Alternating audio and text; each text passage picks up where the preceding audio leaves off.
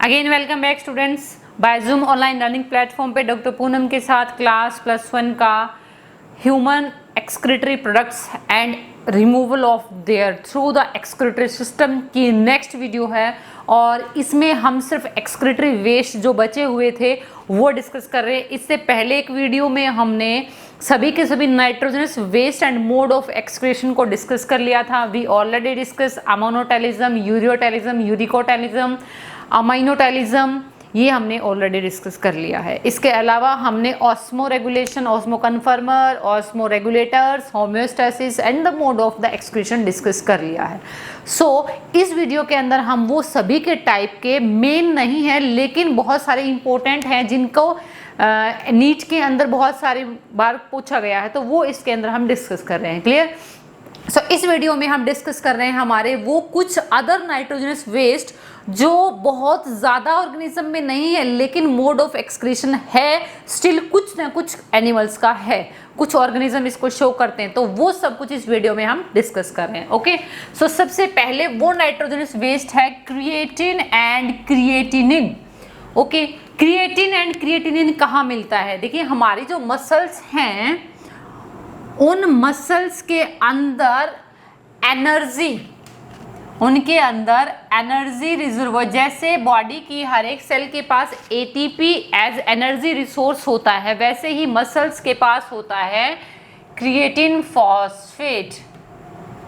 और ये जो क्रिएटिन फॉस्फेट है ये मसल्स अपने अंदर एनर्जी को यूटिलाइज करने के लिए इसको यूज़ करती हैं। जब ये इसका ब्रेकडाउन होता है तब मसल्स अपने अंदर एनर्जी को प्रोड्यूस करती हैं और इसको यूज़ करती हैं। और जब ये यूज़ हो जाता है, अगर ये एक्सेस है तो ये चेंज हो जाता है क्रिएटिनिन में। और रियल में ये क्रिएटिनिन ही क्या होता है? एक टाइप का नाइट्रोजनस वेस्ट होता है जो हमारी बॉडी की मसल्स ब्लड में डाल देती हैं और ब्लड से फिर ये किडनी के थ्रू रिमूव होता है। ओके, हमारे अंदर यूरिक एसिड के अलावा एक और भी नाइट्रोजनस वेस्ट मिलता है and that is the creatinine. Okay, फिर आता है टीएमओ। एक बार इसकी फुल फॉर्म पूछी गई थी ऑलरेडी नीट में। टीएमओ क्या है? Tri methyl oxide. बहुत सारी टीलियोस्ट फिशेस जो होती हैं, तो बहुत सारी टीलियोस्ट फिशेस के अंदर एक और मोड ऑफ एक्सक्रीशन मिलता है। ये मेराइन टीलियोस्ट फिशेस हैं, मेराइन फिशेस होती है ये। और इनका जो मोड ऑफ एक्सक्रीशन होता है और वो अपनी बॉडी के अंदर लार्ज प्रोपोर्शन में नाइट्रोजनस वेस्ट रिमूव करती हैं and that is nitrogenous waste is trimethyl oxide. Okay, इसके बाद में नेक्स्ट हम पढ़ते हैं that is the ornithuric acid, and this ornithuric acid is secreted by small amount by birds। और बर्ड्स के अंदर ये कैसे बनता है ornithuric acid? It is formed by the combination of benzoic acid with ornithin and you know ornithin is an amino acid।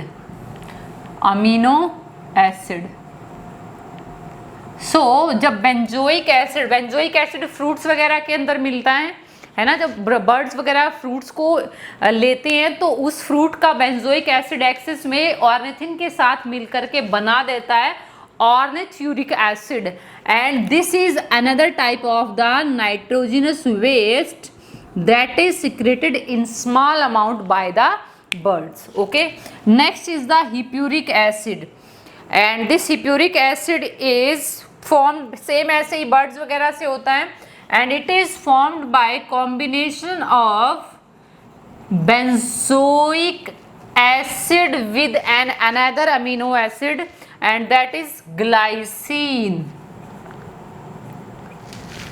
जब benzoic acid के साथ ग्लाइसिन मिल जाता है तो उनके कॉम्बिनेशन से एक और टाइप का नाइट्रोजनस वेस्ट बनता है और वो है hippuric acid. Next is the bilirubin and biliverdin. You already known कि हमारी जो आरबीसी है when it's pass out it's 120 days and when it cross within the spleen और स्प्लीन के अंदर से पास आउट होते हुए, क्योंकि spleen act as a filtering apparatus, और ये क्या करता है, फिल्टर करता है, और जो आरबीसी एबनॉर्मल साइज की हो जाती है उनको ये कैच करता है स्प्लीन और इनको ब्रेक डाउन कर देता है किसके अंदर, इसका हीम पार्ट अलग कर देगा और इसका ग्लोबिन पार्ट अलग कर देता है। ये हीम पार्ट क्या है, आयरन है, और इसी आयरन को स्प्लीन अपने अंदर स्टोर कर लेता है और स्प्लीन के फंक्शन में बताया जाता है that the spleen is helping in storage of iron. तो वो आयरन कहाँ से आता है, during the processing of the aged या अलाइव आरबीसी। इस ग्लोबिन चेन का क्या करता है, इस ग्लोबिन चेन को जो स्प्लीन है वो स्प्लेनिक वीन के थ्रू इसको लीवर में पहुंचा दिया जाता है और लीवर के अंदर इस ग्लोबिन चेन से बना दिया जाता है बिलीरुबिन, और बिलीरुबिन से फिर बनता है नेक्स्ट बिलीवर्डिन। ये जो बिलीरुबिन है ये फिर हमारे ब्लड में डिसॉल्व होता है और यही बिलीरुबिन हमारे फीकल मैटर को कलर देता है और यही बिलीरुबिन हमारे यूरिन को भी कलर देता है।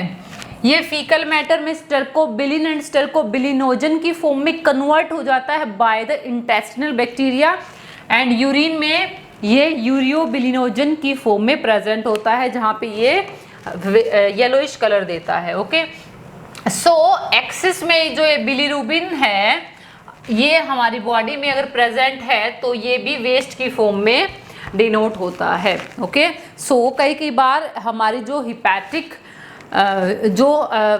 ये जो बिलीरुबिन एंड बिलीवर्डिन है these are the part of bile, और कई बार जो बाइल है वो बाइल डक्ट के ब्लॉकेज से भी ये ब्लड के अंदर एक्सेस में हो जाते हैं, तब भी ये किडनी के थ्रू बाहर रिमूव किए जाते हैं। तो bilirubin and biliverdin are also another type of nitrogenous waste. अब नाइट्रोजनस वेस्ट क्यों है, क्योंकि these are formed by the globin chain of haemoglobin. Clear? Okay, उसके बाद में नेक्स्ट है एलेंटोइन क्या है जी। सो देखिए हमारा जो एग होता है, बर्ड्स वगैरह का जो एग है उसके 4 पार्ट बताए जाते हैं, that is the amnion, chorion,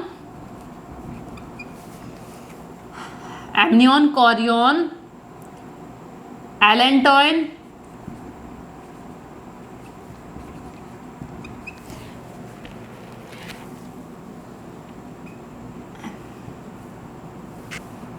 and amniotic cavity.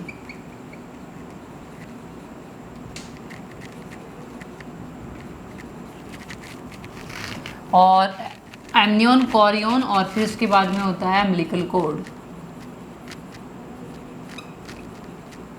So amnion amniotic fluid वगैरह बनाता है, कॉरियन जो है कॉरियोनिक बिलाई वगैरह बनाता है, लेकिन एलेंटोइन का काम क्या होता है? देखिए हमारे अंदर इसका काम कुछ नहीं होता, क्योंकि हमारे अंदर जो नाइट्रोजनस वेस्ट है वो प्लेसेंटा के थ्रू क्रॉस आउट हो जाते हैं। लेकिन जो बर्ड्स वगैरह हैं उन बर्ड्स वगैरह के अंदर होता क्या है कि एग के अंदर ही फीटस डेवलप हो रहा होता है, और फीटस का जो डेवलपिंग वेस्ट होता है वो कौन स्टोर करता है? एलेंटोइन। तो एलेंटोइन जो होता है उसके क्योंकि बर्ड्स के एग में एक एंजाइम होता है uricase, so due to presence of uricase enzyme, जो यूरिक एसिड है, uricase is help in formation of uric acid in the case of developing embryo, और ये यूरिक एसिड फिर किस में स्टोर हो जाता है?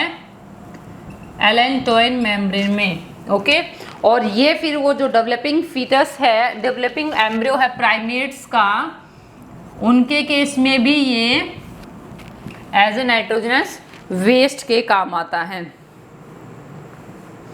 ओके, तो allantois is the storehouse of the excretory waste in the developing embryo, and which embryo? जिसके अंदर एलेंटोइस होता है, यूरिकेज एंजाइम है, and due to presence of uricase जो यूरिक एसिड है वो कन्वर्ट हो जाता है और स्टोर हो जाता है। क्लियर? इसके अलावा भी और तरह के नाइट्रोजनस वेस्ट होते हैं, और वो कौन कौन से नाइट्रोजनस वेस्ट तो इतने ही हैं, लेकिन हमारी बॉडी के अंदर इसके अलावा और भी वेस्ट प्रोड्यूस होते हैं ह्यूमन बीइंग में, जैसे कि बाइल सॉल्ट है, बाइल सॉल्ट। अब बाइल सॉल्ट को अगर हम देखें तो फंक्शन क्या है, they help in emulsification, emulsification. So during emulsification they convert the larger fat droplet into smaller one, और इन स्मॉलर वन के, तो यहाँ पर बाइल ने इसके ऊपर काम किया और इसको इमल्सिफाइड फैट में कन्वर्ट कर दिया।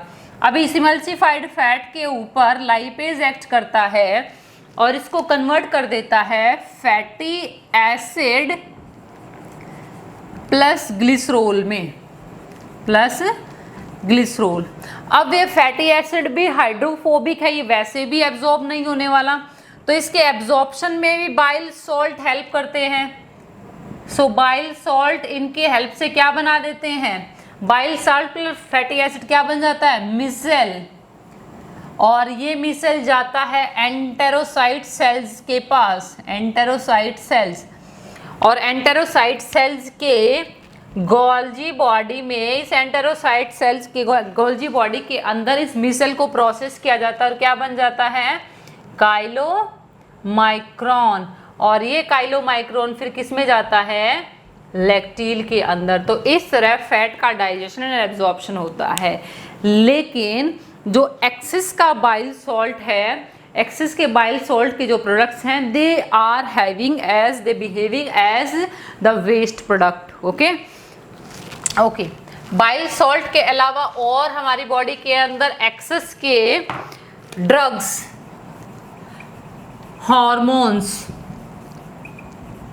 प्रोस्टाग्लैंडिन्स वगैरह हैं, एक्सेस के स्टीरोइडल हार्मोन होती हैं, ड्रग्स वगैरह हैं, ये सभी के सभी वेस्ट की तरह बॉडी के अंदर काम करते हैं। ओके,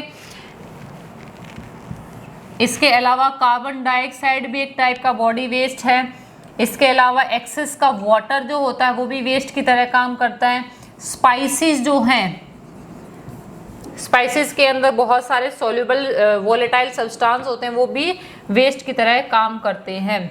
ओके, जैसे कि ऑनियन है, गार्लिक है, they having some type of the sulphur containing volatile substance जो इजीली मेम्ब्रेन के थ्रू डिफ्यूज आउट होते हैं, और जब हम इसको खाते हैं तो we just feeling that it's coming out through the exhalation, तो वो हमारे एयर के थ्रू बाहर स्मेल आउट होते हैं because they having the volatile substance that is sulphurous in nature. Okay, इसके अलावा सीबेसियस ग्लैंड का fluid,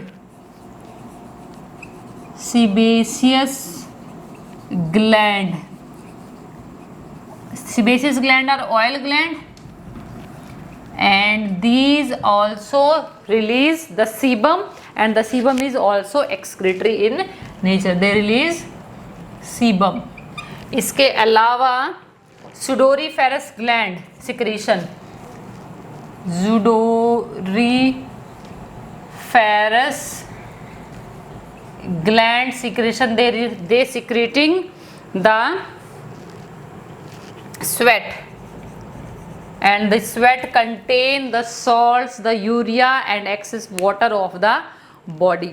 okay, so these are also the waste in nature. Okay बेटा, सो इस वीडियो के अंदर हमने नाइट्रोजनस वेस्ट को डिस्कस किया है। इसके अलावा वो अलग तरह के भी वेस्ट डिस्कस किए हैं जो नाइट्रोजनस न होते हुए नेचर में फिर भी क्या होते हैं, एक्सक्रीटरी इन नेचर होते हैं। क्लियर भी? इसके बाद में जो नेक्स्ट वीडियो होगी उसमें हम डिस्कस करेंगे ह्यूमन एक्सक्रीटरी सिस्टम, जिसमें हम किडनी के साथ नेफ्रॉन को डिस्कस करेंगे। क्लियर भी? सो इस वीडियो को लाइक ज़रूर करना और शेयर करना। Thank you.